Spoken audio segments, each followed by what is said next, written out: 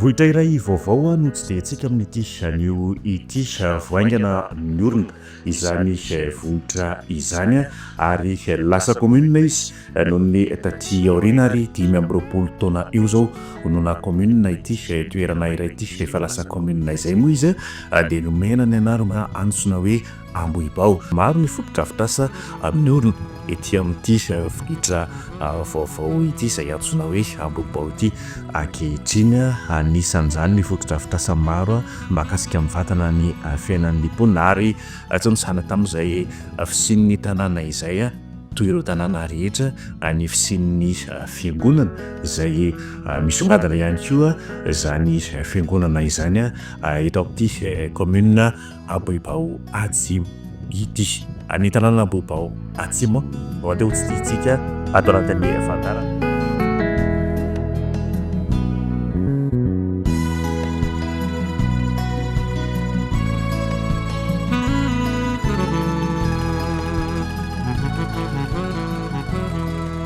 Iray amin'ireo commune mandrafitra ny district ny Manjakandrinina aty amin'ny tapany avaratra ny commune Ambohibao Atsimo. Aty amin'ny 40 kilometatra mialandreny vohitry Madagascar no misy ny commune Ambohibao Atsimo. Anatin'ny lalam-pirenena fahatelo mampitoy an'Antananarivo sy Antsorobe no misy an'Ambohibao Atsimo. Ny toerana misy an'ny commune Ambohibao Atsimo zany dia atao anatin'ny route RN3 lalam-pirenena fahatelo zany mahazo Antananarivo makany Antsorobe eo amin'ny 40 km miala amin'ny Antananarivo zany misy azy.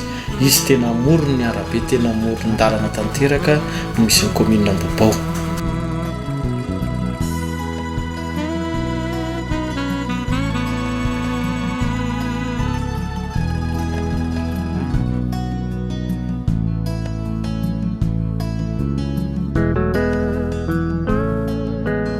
Misa fito ny fokotany mandrafitra ny commune Ambohibao Atsimo. Manodidina ny 9,000 nisan'ny mponina izay efa ao anatin'ny fanantanterahana ny fanitsana vaovao amin'izao fotoan'izao ny commune ao an'Ambohibao Atsimo. Ny misy fokotany fito zany eto amin'ny commune Ambohibao dia mponina eto zany zao manodidina ny eo amin'ny 9,000 fa efa anatiny ihany koa zany zay zao manon recensement zay mihitsy zay mampakatra an'izay mihitsy zany mba tena ahitana amin'izay zany zao hoe tena firmarina le mponina ao anatin'izao fitantanana vaovao zao.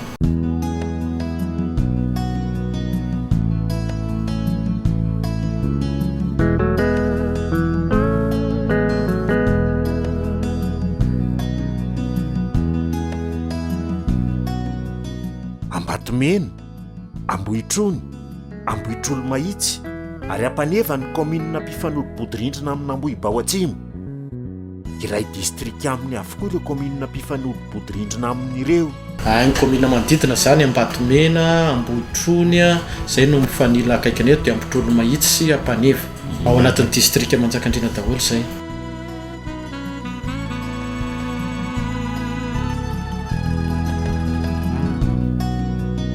Eo amin'ny lafiny ara-tantara tany amin'ny vanim-potoana fampanjaka ny poiran'ny anarana hoe Ambohibao. Teny rona tambatra ao iray nanomeny hoe Ambohibao. Ny vohitra sy ny hoe vaovao natambatra ka natonga ny hoe Ambohibao. Avy amin'ny vohitra iray ny nandeha nifindra toerana ny razamben'ny mponina teto ka nanorina ity vohitra vaovao ity. Ity toerana ity zany dia mipoitra avy amin'ny hoe teraka ny Rendori. Olona taloha be zany izy tamin'ny andron'ny fampanjaka. Ka tamin'ny andron'ny mpanjaka Ralambo dia teo Ambotra biby ny nendohana. Dia niparitaka be zany izy io nisy zany nakeo Foniasina amin'izao fotoana io nisy naketsy amin'ny Mamory Arivo talata ny volonondry dia izay indray tetsy Ifatsy. Misy teniboahitra zay ery andafy Atsimo atao hoe tanàna ambony ery Ifatsy. Dia teo indray zany ireo razambe ireo. Dia efa ny maro moa ny taranaka. Dia mifanaraka zany izy ireo tamin'ny andro fahizay hoe ndao amorona vohatra.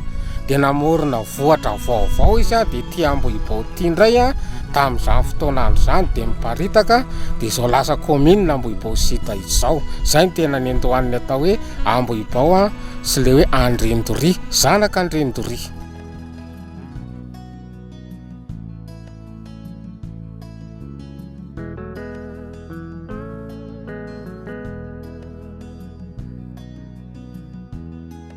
nampinany hoe atsimo kosa ny toerana mba hanavahana azy amin'ireo Ambohibao hafa. Misy Ambohibao anankitelo zao a manodidina antsika eto. Tamin'izay mbola commune Ambatomena dia nisy ny atao hoe Ambohibao avaratra etsy Kazindanda etsy. Dia mba evahan'le hoe Ambohibao samy ato vakivakin'ity lalam-pirenena fahatelo ty a, dia ndao asiana hoe ny aty zany atao hoe Ambohibao Atsimo, fa ny atsika io atao hoe Ambohibao avaratra commune Kazindanda io, samy vakin'ity lalan'ity zahay, samy district amin'ny Manjakandriana. Nisy mifanitsinana eto amin'ny tompo tanàna manoloana ny hoe vohitry Mbao no ipiran'ny anarana Ambohibao. Nanamafy izy fa vohitra vaovao na tonga ny hoe Ambohibao. Ahitsikely zany le misy milaza hoe disy be le hoe natonga ny Ambohibao dia hoe resaka bao fanaovana tenina. Le fanaovana tenina zany lamba amlosana razana io zany tena nampalazana Ambohibao zany. Mandrako zara mbola misy manao ihany fefanevitsy moa fa any foniasana ny tena mbola malaza izy io. Dia tsy zay loatra fa nanitsitsy le olona fa tsy hoe Ambohibaobao a, fa tena marinina mihitsy hoe vohitra vaovao a zay nitahita avy any Ambohidrabiby dia nakeny Ifatsy dia naketo an'ity vohatra vaovao ity. Mifantoka amin'ny fambolena sy ny fiompiana, ny fanaovana kitay charbon no antom-pivelomam-ponina ho an'ny eto amin'ny commune Ambohibao Atsimo. Ny antony tena fivelomam-ponina eto zany dia resaka fambolena, dia miaina amin'ny resaka charbon sy kitay ao anatin'ny resaka ala zany, resaka kininina. Zay zany tena antom-piveloman'ny olona eto. Ny vokatra ho an'ny commune Ambohibao zany aloha tsy tena mbola misy hoe afaka tena mivarotra, fa ny tena ankamaroany zany dia mbola tena ao anatin'le hoe mbola sahaza ho an'ny tompony, fa ezaka zany zay a mba ahafahan'le vahoaka mihitsy hoe hivarotra. Manomboka amin'izao zany hoe le vokatra amin'izay zany mivarotra, fa hatreo zany dia mbola matetika mbola maka avy any ivelany ihany ao anatin'ny fanampianan'le resaka vokatra.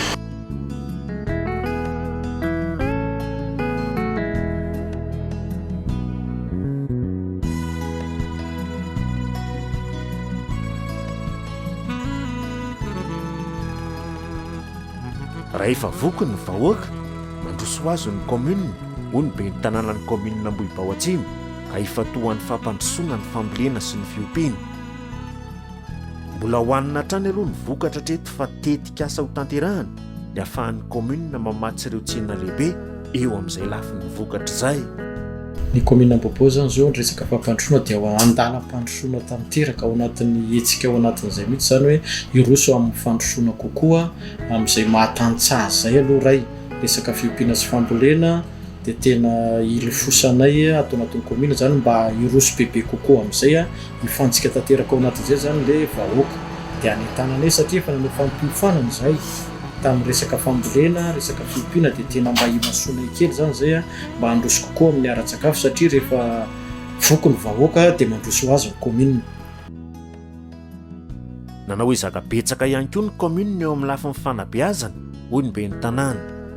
Tsy adino ny fananganan'ireo fotodrafitrasa maro. Afiny resaka fotodrafitrasa sy ny sisa koa dia eo an-dalan'izany rehetrarehetra zany ny commune Ambohibao zany mikarakara hoe hanao fotodrafitrasa toy ny tranona gardien commune zao a, dia ny amin'ny lafin'ny fampianarana koa moa efa tena misy ezaka mba vita ihany a, tao ny mahatonga ny centre BAC, centre BBC, fikarakarana ny terrain na fanana ndray an'izany rehetrarehetra zany zay zao nefa zavatra ezaka natao fampandrosoana ny tanterana dia hikarakaran'ny trano commune mihitsy zany zao zay mba hanavao hanatsara kokoa ny trano commune.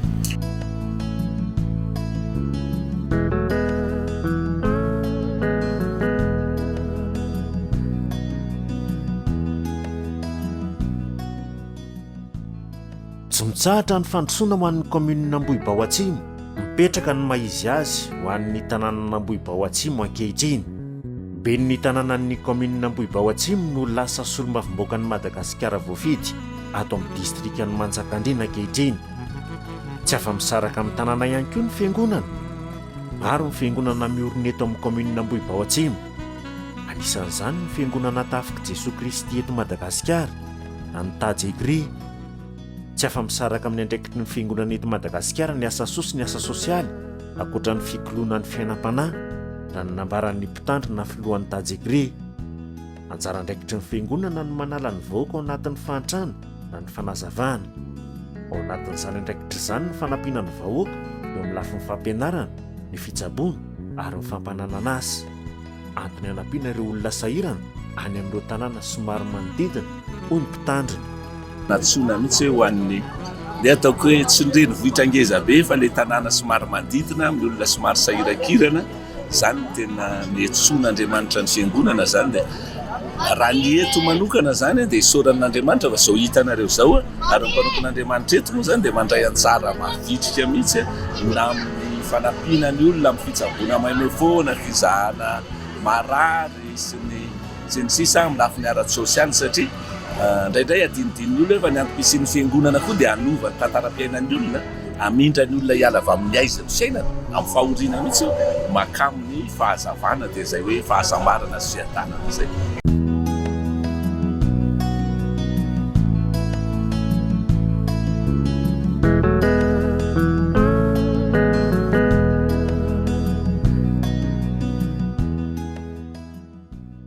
Fiangonana miorina ara-panjakana izay anisan'ny ahitana azy neto Ambohibao Atsimo ny tajegre ary 20 taona amin'ity taona ity no niorenany.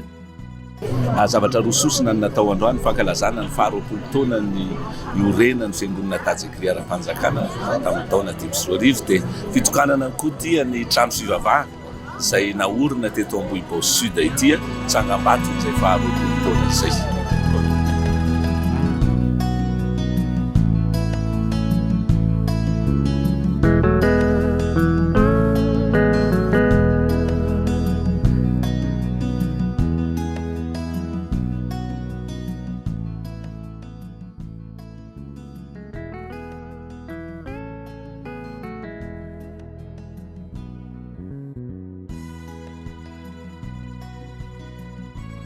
Maro ny zava-baovao izay hitantsika teto amin'ity vohitra vaovao eto Ambohibao Atsimo ity. Mbola maro ihany koa ireo asa fampandrosoana ho tanterahana ho an'izany commune izany raha antsika nahita teo fa dia mahavaovao ny vohitra ihany koa ny filobolan'ny finoana noho ny fisian'ny fiangonana izay matanjaka ihany koa ety amin'ity toerana ity. Ateto ny fiainantsika ho an'ny androany isaorana sika rehetra tsy saraka taminay hatramin'ny farany vohitra vaovao no tsy diantsika teo. Mbola maro ihany koa mbola vohitra vaovao azontsika tsy diana atao anatin'ny fandarana dia maina ataontsika amin'iny ito izy ho itay.